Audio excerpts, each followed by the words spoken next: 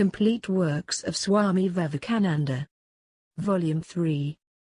Lectures from Colombo to Almora. Address of welcome at Almora and reply. On his arrival at Almora, Swamiji received an address of welcome in Hindi from the citizens of Almora, of which the following is a translation. Great Soul 1. Since the time we heard that, after gaining spiritual conquest in the West, you had started from England for your motherland, India, we were naturally desirous of having the pleasure of seeing you. By the grace of the Almighty, that auspicious moment has at last come. The saying of the great poet and the Prince of Bhaktas, Tulasidasa, a person who intensely loves another is sure to find him, has been fully realized today. We have assembled here to welcome you with sincere devotion. You have highly obliged us by your kindly taking so much trouble in paying a visit to this town again. We can hardly thank you enough for your kindness. Blessed are you. Blessed is the revered Gurudev who initiated you into yoga.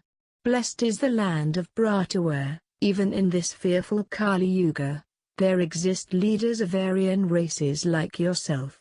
Even at an early period of life, you have by your simplicity, sincerity, character, philanthropy, severe discipline, conduct, and the preaching of knowledge, acquired that immaculate fame throughout the world of which we feel so proud. In truth, you have accomplished that difficult task which no one ever undertook in this country since the days of Sri Shankaracharya. Which of us ever dreamt that a descendant of the old Indian Aryans, by dint of tapas, would prove to the learned people of England and America the superiority of the ancient Indian religion over other creeds? Before the representatives of different religions, assembled in the world's Parliament of Religions held in Chicago, you so ably advocated the superiority of the ancient religion of India that their eyes were opened. In that great assembly, learned speakers defended their respective religions in their own way, but you surpassed them all. You completely established that no religion can compete with the religion of the Vedas. Not only this, but by preaching the ancient wisdom at various places in the continents aforesaid, you have attracted many learned men towards the ancient Aryan religion and philosophy. In England, too, you have planted the banner of the ancient religion, which it is impossible now to remove. Up to this time, the modern civilized nations of Europe and America were entirely ignorant of the genuine nature of our religion, but you have with our spiritual teaching opened their eyes, by which they have come to know that the ancient religion, which owing to their ignorance they used to brand, as a religion of subtleties of conceited people or a mass of discourses meant for fools, is a mine of gems. Certainly, it is better to have a virtuous and accomplished son than to have hundreds of foolish ones. It is the moon that singly with its light dispels all darkness and not all the stars put together. It is only the life of a good and virtuous son like yourself that is really useful to the world. Mother India is consoled in her decayed state by the presence of pious sons like you. Many have crossed the seas and aimlessly run to and fro, but it was only through the reward of your past good karma that you have proved the greatness of our religion beyond the seas. You have made it the sole aim of your life by word, thought, and deed, to impart spiritual instruction to humanity. You are always ready to give religious instruction. We have heard with great pleasure that you intend establishing a monastery here, and we sincerely pray that your efforts in this direction be crowned with success.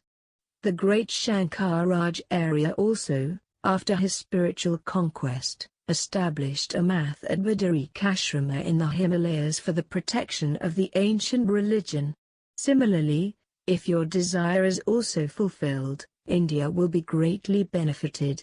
By the establishment of the we, humanities, will derive special spiritual advantages, and we shall not see the ancient religion gradually disappearing from our midst. From time immemorial, this part of the country has been the land of asceticism. The greatest of the Indian sages passed their time in piety and asceticism in this land. But that has become a thing of the past. We earnestly hope that by the establishment of the math you will kindly make us realize it again. It was this sacred land which enjoyed the celebrity all over India of having true religion, karma, discipline, and fair dealing, all of which seem to have been decaying by the efflux of time.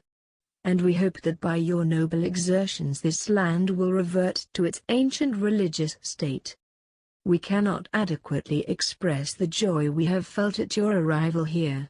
May you live long, enjoying perfect health and leading a philanthropic life. May your spiritual powers be ever on the increase, so that through your endeavors the unhappy state of India may soon disappear. 2 other addresses were presented, to which the Swami made the following brief reply. This is the land of dreams of our forefathers, in which was born Pârvati, the mother of India. This is the holy land where every ardent soul in India wants to come at the end of its life, and to close the last chapter of its mortal career. On the tops of the mountains of this blessed land, in the depths of its caves, on the banks of its rushing torrents, have been thought out the most wonderful thoughts, a little bit of which has drawn so much admiration even from foreigners, and which have been pronounced by the most competent of judges to be incomparable. This is the land which, since my very childhood, I have been dreaming of passing my life in, and as all of you are aware, I have attempted again and again to live here.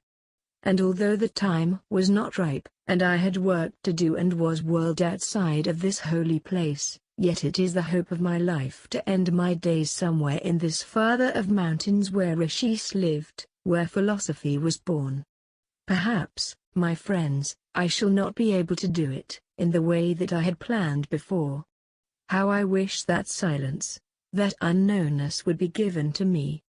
Yet I sincerely pray and hope, and almost believe, that my last days will be spent here, of all places on earth.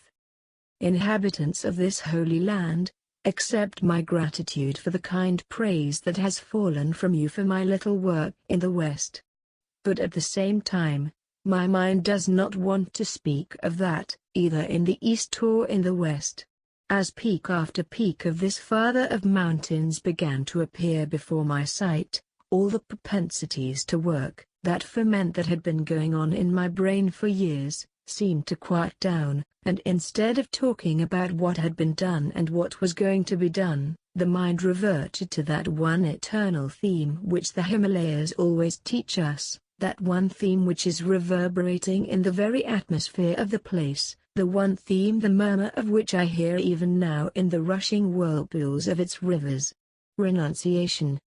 Everything in this life is fraught with fear. It is renunciation alone that makes one fearless. Yes, this is the land of renunciation. The time will not permit me, and the circumstances are not fitting, to speak to you fully.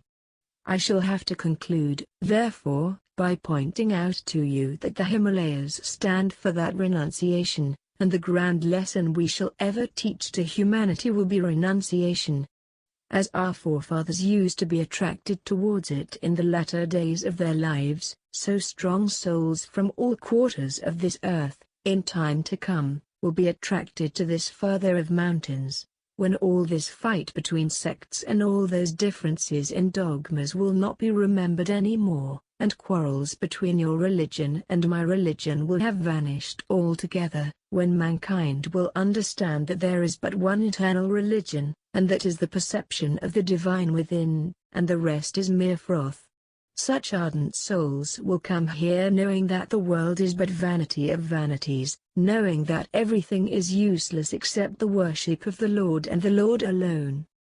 Friends, you have been very kind to allude to an idea of mine, which is to start a center in the Himalayas, and perhaps I have sufficiently explained why it should be so, why, above all others, this is the spot which I want to select as one of the great centers to teach this universal religion. These mountains are associated with the best memories of our race. If these Himalayas are taken away from the history of religious India, there will be very little left behind. Here, therefore, must be one of those centers, not merely of activity, but more of calmness, of meditation, and of peace. And I hope someday to realize it. I hope also to meet you at other times and have better opportunities of talking to you.